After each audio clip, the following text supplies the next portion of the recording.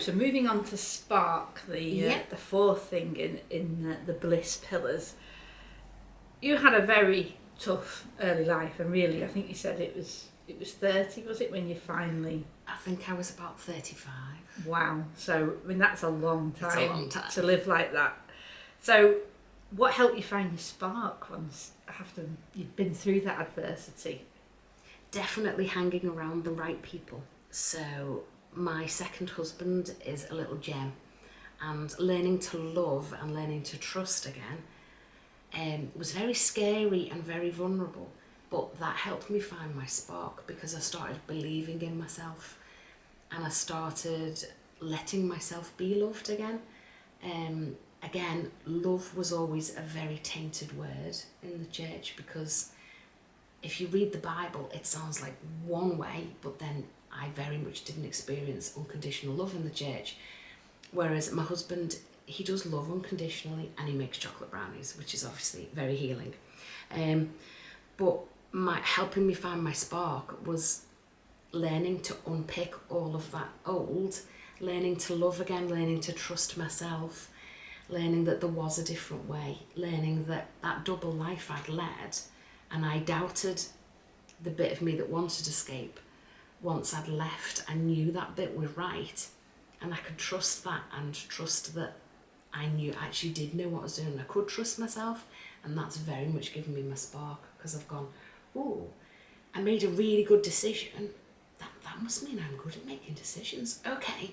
And you start to trust yourself a bit more. So if I'd never done that, I'd never have started my own business, for example. There's lots of, as I say, brave steps that I never would have took if I hadn't done my big brave step. It's that, it's just learning to trust your intuition again. Yes. I think particularly when you've been in that sort of coercive situation where almost being gaslit, probably on a daily basis, totally. then you question every decision you make, I would imagine. Yeah, and it's still taking me time. I still now doubt myself a lot. Nothing like as much as I used to. And I have moments and I just go, nope, don't even listen, don't go there. Inner critic, get back in the cupboards, kind of. But I can do that now. But that's just experience. That's learning to trust yourself. So it's definitely given me my spark. Yeah. I was going to ask you if there's one moment that sparked a fire in you, but it sounds like it perhaps was more of an incremental thing, or is there anything you can pinpoint? I think setting up your business, that was probably a massive leap of faith. It was a huge one. It was a huge one. It was very scary, but I knew it was the right decision to make. And I thought, if it doesn't work, I had redundancy money from my previous job. So although it was brave, it wasn't as brave as it could have been. So I knew I could actually pay the bills. So yeah, it was definitely one big spark. And that you have to be confident. You have to go into a room with someone you don't know and convince them why they should pay you money to do things. And you have to believe in yourself in order to do that. So that was a huge thing, definitely. Yeah. So thinking about, obviously, your religious background, and your intuition and guidance, would you say that you still have a spiritual belief of some kind in something? It hasn't totally tainted your view of that? Yeah, I don't know what I'd call myself now. Don't listen, Mum. I wouldn't call myself a Christian now, but I certainly believe in the spiritual somethingness. The universe. Yeah, and I can't quite put it into words yet, but there's things that have happened that are too much of a coincidence, and things that I've done and experienced that are too much of a coincidence but I couldn't label it, and I feel okay with not being able to label it. I'm just like, I'm aware and I'm open. Yeah. And whatevs. You listen when you need to. Yeah. And I think what I find is the more you're open, the more these kind of things happen. Yes. So even how we met, I should say, I didn't actually go into that, but me and Maddy met via LinkedIn, which is not the traditional platform for meeting friends of such a deep nature as we've become.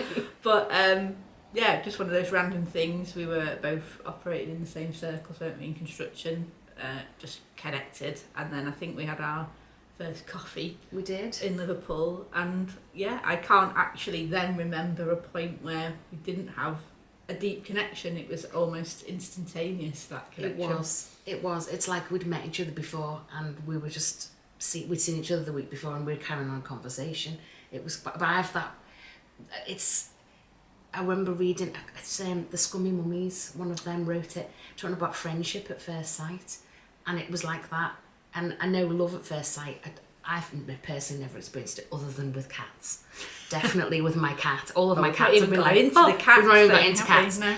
But it was, she talked about a friendship at first sight, and I was like, that's how I felt with you and with other friends as well. But you knew straight away, ooh, there's something about you that resonates, attracts, whatever word you want to use to describe it, but you just go, I want to be your friend, please. Yeah.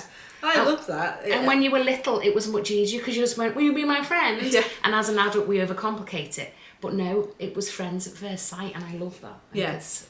And I think that's what I would say about being open. You've almost got this gravitational pull that draws you towards people that who are going to support you and make you feel better about yourself.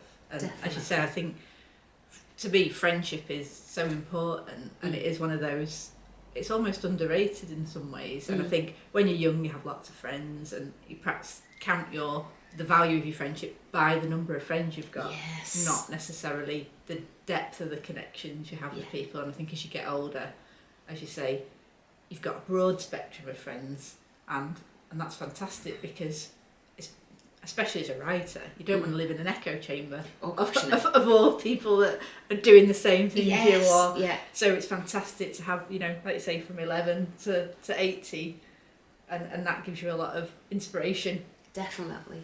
From those people, And you can also act like a kid with the 11-year-old who tells you to grow up, and act like a kid with the older person who makes sugar for chocolate brownies and muffins, and she's lovely. So you have like both looker aftering and being a looker afterer. So it's a really nice broad spectrum.